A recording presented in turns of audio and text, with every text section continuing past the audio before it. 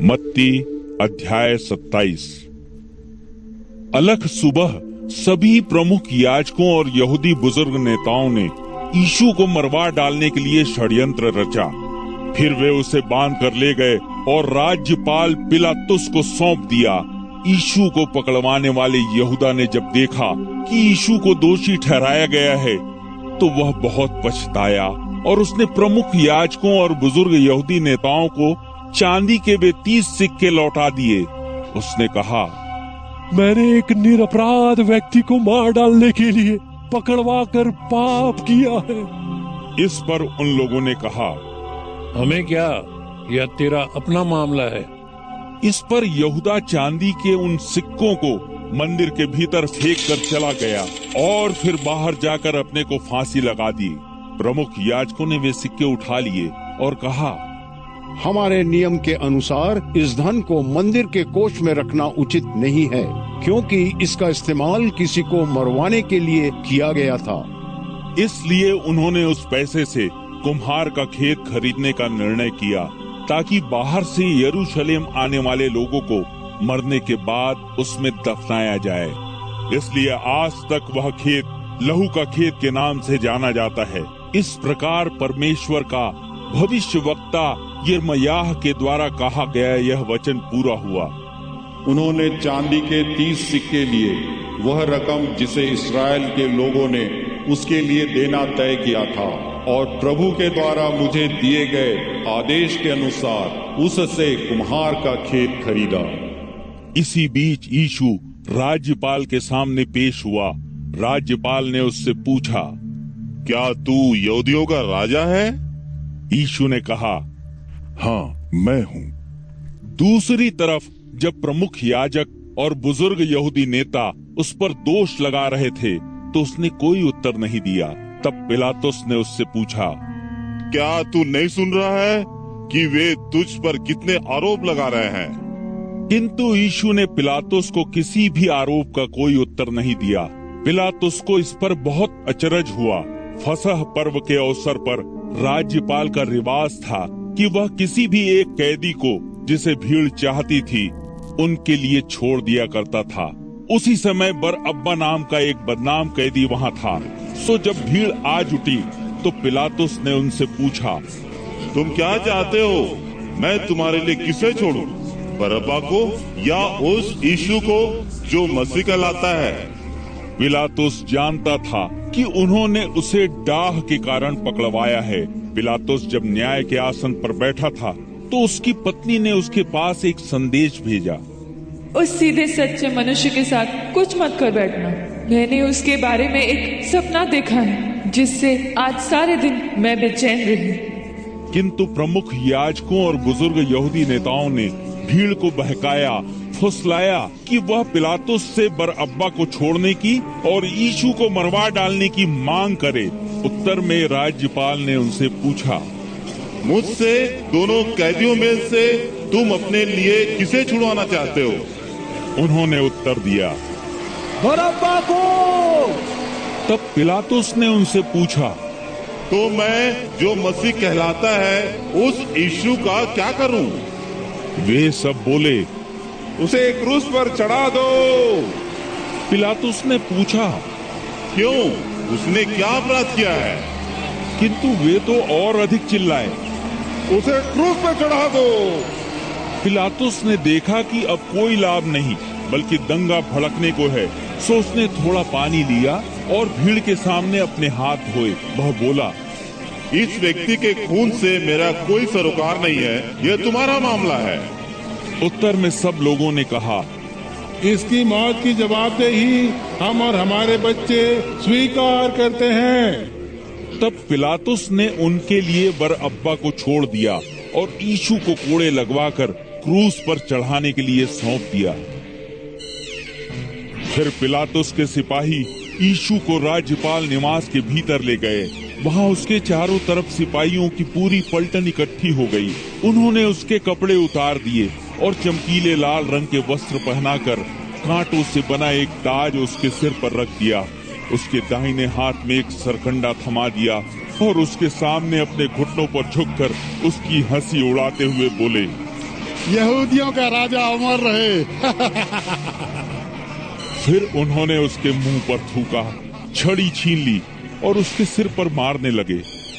जब वे उसकी हंसी उड़ा चुके तो उसकी पोशाक उतार ली और उसे उसके अपने कपड़े पहनाकर क्रूस पर चढ़ाने के लिए ले चले।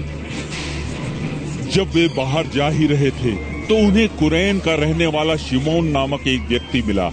उन्होंने उस पर दबाव डाला कि वह यीशु का क्रूस उठाकर चले। फिर जब वे गुलगुता, जिसका अर्थ है खोपड़ी का स्थान, नामक स्थान पर पहुँचे तो उन्होंने यीशु को पित्त मिली दाखरस पीने को दी, किंतु जब यीशु ने उसे चखा तो पीने से मना कर दिया। सो उन्होंने उसे क्रूस पर चढ़ा दिया और उसके वस्त्र पासा फेंककर आपस में बांट लिए।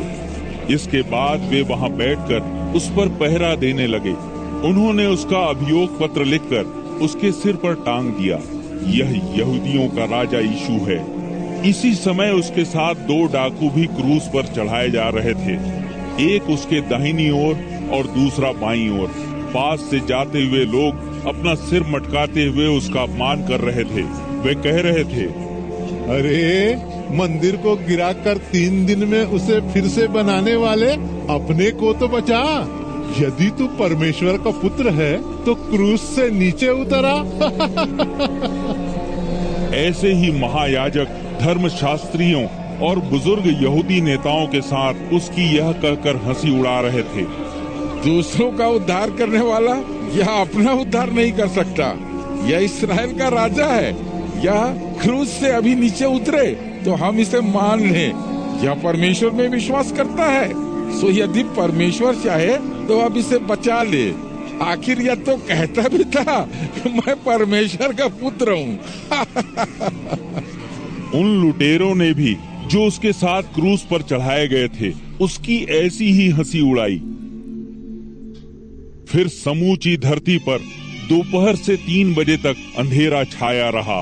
कोई 3 बजे के आसपास यीशु ने ऊंचे स्वर में पुकारा, एली एली लमा सबक्तनी, अर्थात मेरे परमेश्वर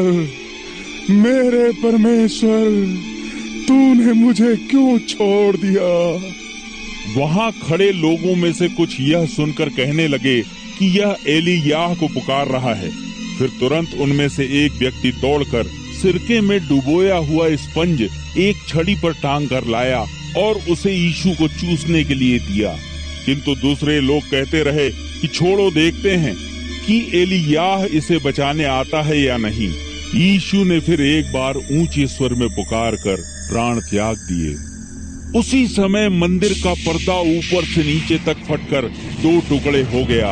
धरती कांप उठी, चट्टानें फट पड़ी, यहाँ तक कि कब्रें खुल गईं और परमेश्वर के मरे हुए बंदों के बहुत से शरीर जी उठे। वे कब्रों से निकल आए और यीशु के जी उठने के बाद पवित्र नगर में जाकर बहुतों को दिखाई दिए। रोमी सेना नायक और यीशु पर पहरा दे रहे लोग भूचाल और वैसी ही दूसरी घटनाओं को देखकर डर गए थे। वे बोले, यीशु वास्तव में परमेश्वर का पुत्र था। वहाँ बहुत सी स्त्रियां खड़ी थीं, जो दूर से देख रही थी। वे यीशु की देखभाल के लिए गलील से उसके पीछे आ रही थीं। उनमें मरियम मगदलिनी, याकूब और योसेस की माता मरियम तथा जब्दी के बेटों की माता थीं।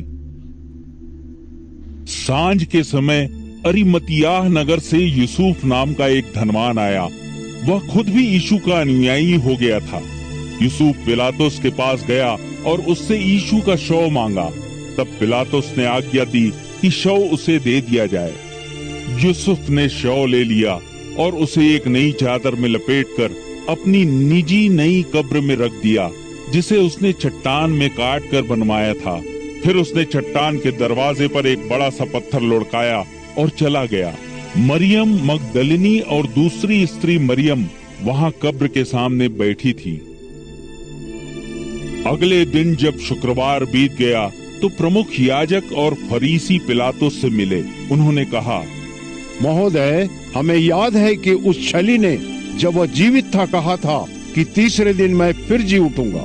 तो आज्ञा दीजिए कि तीसरे दिन तक कब्र पर चौकसी रखी जाए, जिससे ऐसा ना हो कि उसके शिष्य आकर उसका शव चुरा ले जाएं और लोगों से कहें वह मरे हुओं में से जी उठा, या दूसरा छलावा पहले छलावे से भी बुरा होगा। पिलातुस ने उनसे कहा, तुम पहरे के लिए सिपाही ले सकते हो, जाओ, जैसी चौकसी कर सकते हो करो। तब वे चले गए और उस पत्थर पर मुहर लगाकर और पहरेदारों को वहां बैठाकर कब्र को सुरक्षित कर दिया।